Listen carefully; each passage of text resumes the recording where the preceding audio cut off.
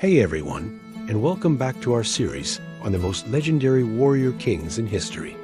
Today, we re-venturing into the misty highlands of Scotland to talk about a man whose name is synonymous with freedom and defiance, Robert the Bruce. He wasn't just a king. He was the very soul of the Scottish fight for independence. So, who exactly was Robert the Bruce? Born in 1274 into a noble family with a claim to the Scottish throne, Robert's early life was a whirlwind of shifting allegiances. This was a turbulent time in Scottish history.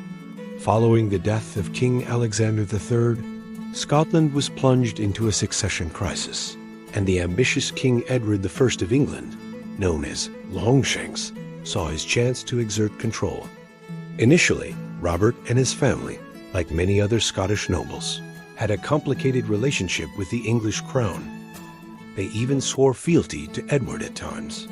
But as England's grip on Scotland tightened, the desire for a free Scotland began to burn brighter. The execution of William Wallace, another famous Scottish patriot, likely solidified Robert's resolve. He knew that compromise was no longer an option. In 1306, in a dramatic and brutal turn of events, Robert met with his main rival for the throne, John Comyn, inside a church. The details are murky, but the meeting ended with Comyn dead.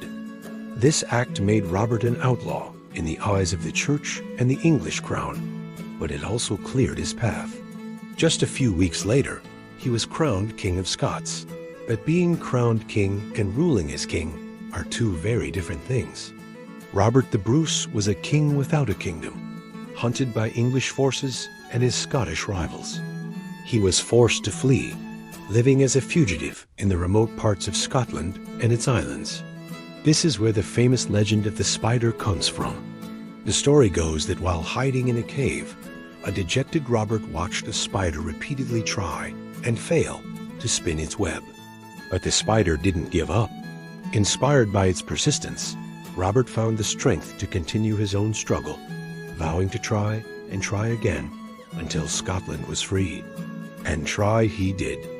Robert the Bruce was a brilliant military strategist. He knew he couldn't match the English in open, pitched battles with their heavy cavalry. So, he adopted guerrilla warfare tactics.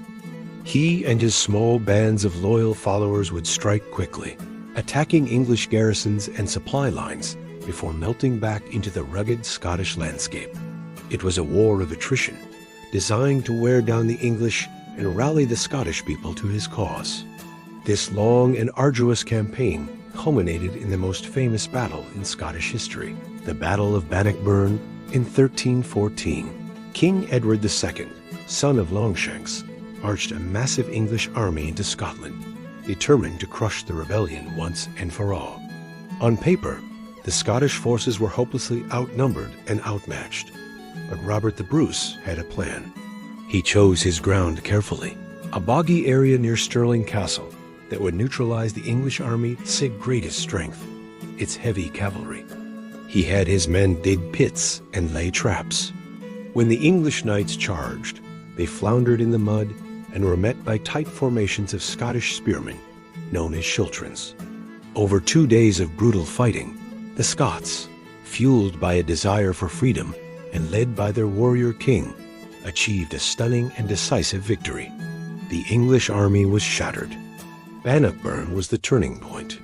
It didn't end the war overnight, but it proved that Scotland could stand up to England and win. It cemented Robert's position as the undisputed King of Scots and a legendary military commander. He continued to raid into the north of England, keeping the pressure on. Finally, in 1328, after years of further conflict and diplomacy, the English crown officially recognized Scotland's independence in the Treaty of Edinburgh-Northampton. Robert the Bruce had achieved his life's goal. He had secured his nation's freedom and forged a kingdom. Robert died just a year later, in 1329, his body weakened by a long illness, but his spirit undimmed. His legacy is immeasurable. He is remembered not just as a king who won a war, but as the embodiment of Scottish perseverance. He was a ruthless politician, a brilliant guerrilla fighter, and an inspiring leader who turned a desperate rebellion into a sovereign nation. From fugitive to victor, Robert the Bruce's story is a powerful reminder that with enough courage and determination, even the greatest of odds can be overcome. Thanks for watching.